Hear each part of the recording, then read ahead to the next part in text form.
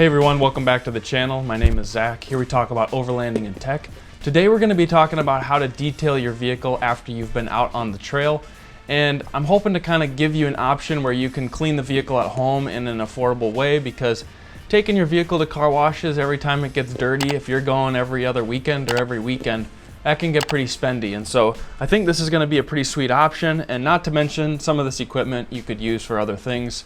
But I'm going to be talking about this power washer here from Harbor Freight. So I really want to thank Harbor Freight. They sent this one out to me to test and to show all of you how it can be a great option to wash your vehicle with. Now, 2300 PSI is a little bit higher than what most people would recommend. And so I'm going to kind of start out by saying a lot of car detailers, I believe, use more like 1500 PSI power washers. However, I wanted something just slightly a little stronger for maybe those scenarios where there's really strong mud that's clinging to the vehicle, or bugs or things like that. I thought maybe a little bit extra power would be helpful for getting things clean. Not to mention, depending upon what you're doing, I've got a lot of scratches on my paint, and I'm not necessarily trying to baby some sort of wax that's on my vehicle.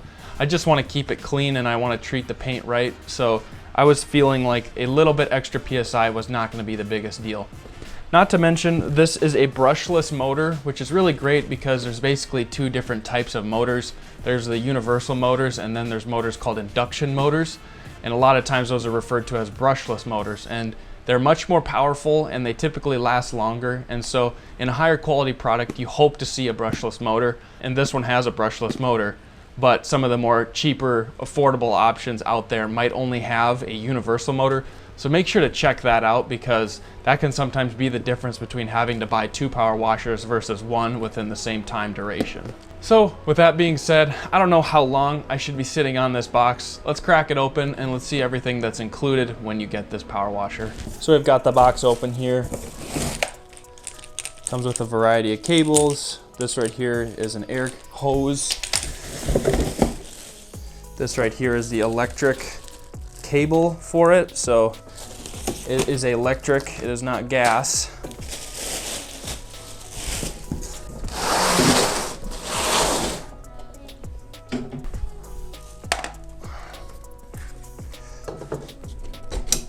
Pop in there, just like that.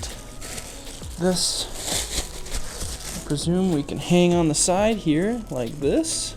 Okay, so I got it completely unboxed, and there's a little quick start guide on the side. So basically what it explains is you connect up the wand together, and then you connect the high pressure hose to this side where its spout is. There are different types of spouts, so it's pretty easy to tell. Once you connect all of that up, you connect your garden hose, and then you're going to turn on your water. Once you've turned on your water, which is what I did, you release all of the air in the line. And then you're gonna turn on your power washer. So I've plugged it into the wall as well already. So it should all be good to go. All right, so it's hard to clean a vehicle without having any soap. So I've picked out some items here after doing some research. A lot of people have mixed experiences with foam cannons, and I noticed that a lot of them can kind of flake over time. But these foam cannons from Chemical Guys for power washers have amazing reviews, and it seems like they last a long time. So I broke down and spent a little bit up front just so that I didn't end up paying for 2 or 3 foam cannons down the road. These are just some off-brand Clorox wipes I have that I use to wipe off the inside of the vehicle. You can obviously use those, or you could use something that is a little bit more detailing specific, that maybe is a little less harsh. I don't really worry too much about that.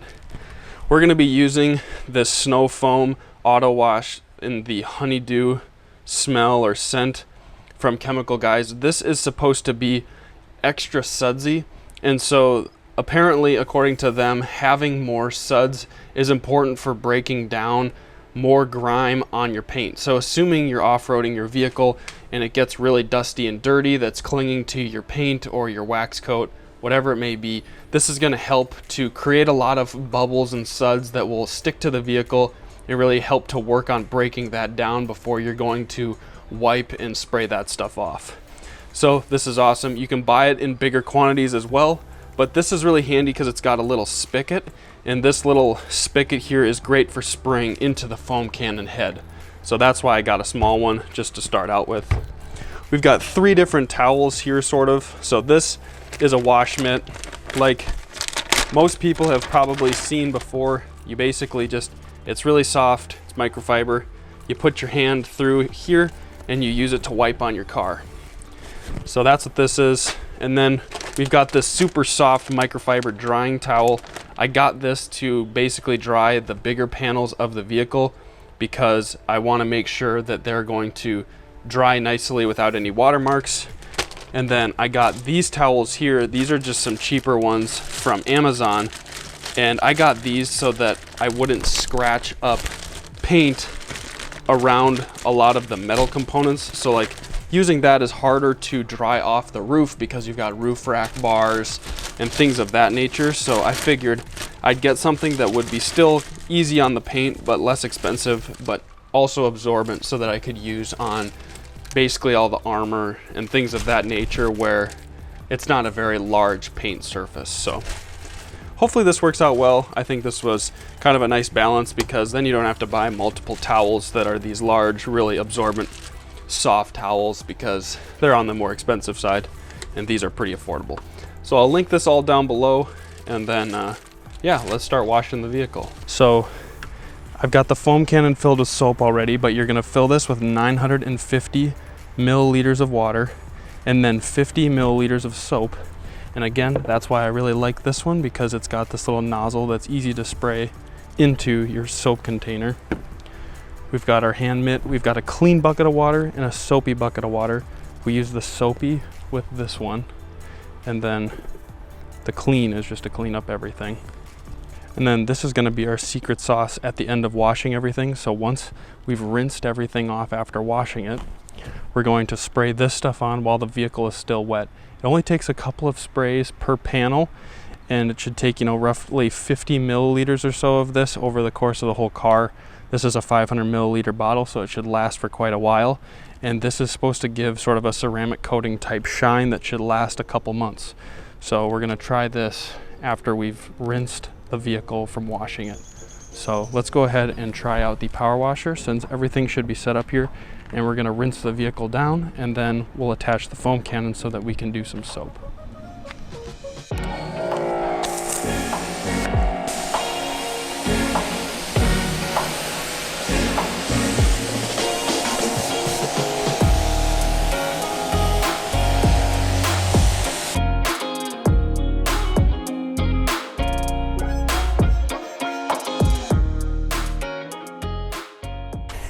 Okay, so now to attach the foam cannon, all we gotta do is we gotta come, so I've turned off this power washer, take out some of the pressure just so it's easier. We're gonna take the end of this off, remove the tip that you've been using to rinse. We'll just put that back in its holder, and we're gonna put this on the end. So now, turn it back on.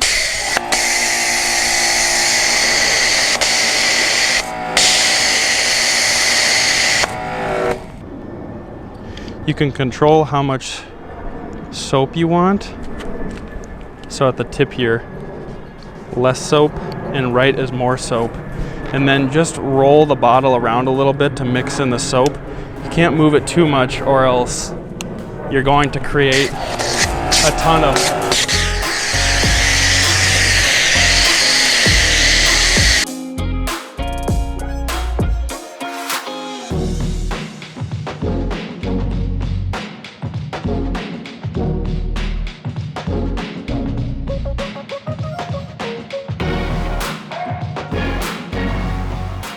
So now what we're gonna do is we're gonna toss on this mitt right here.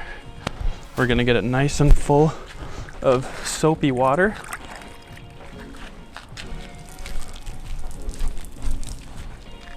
And we're just gonna go in straight motions.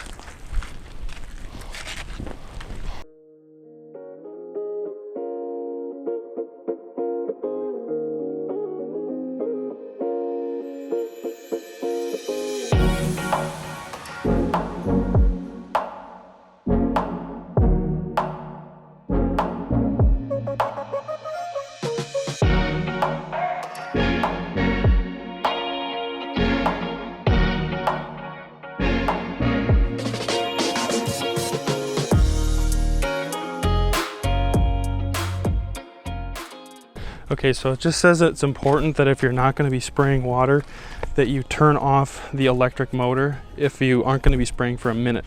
So I've had it turned off. I'm going to spray.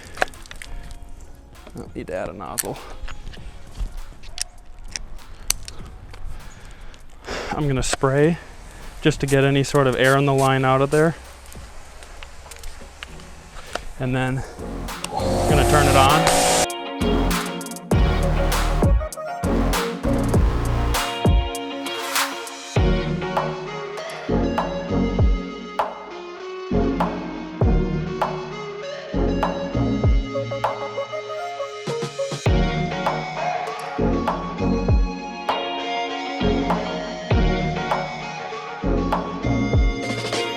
So now that we've got it rinsed, we're gonna get this wet.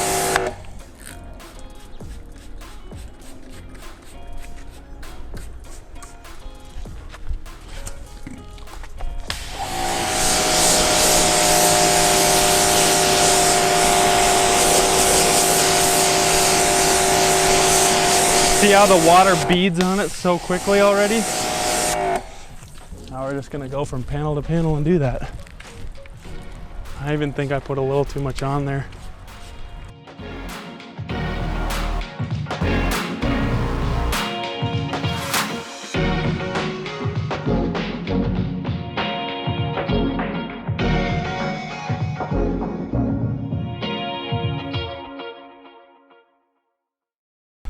They were saying you also don't really need to spray it very low, because when you spray it up high, it will run down as you rinse it off. So it seems like less is more when you put this stuff on.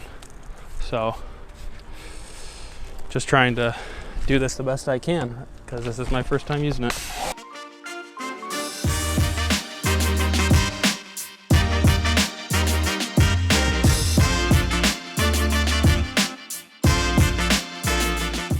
Now this is where we take the big old fluffer, set it up there, and you just pull it like that.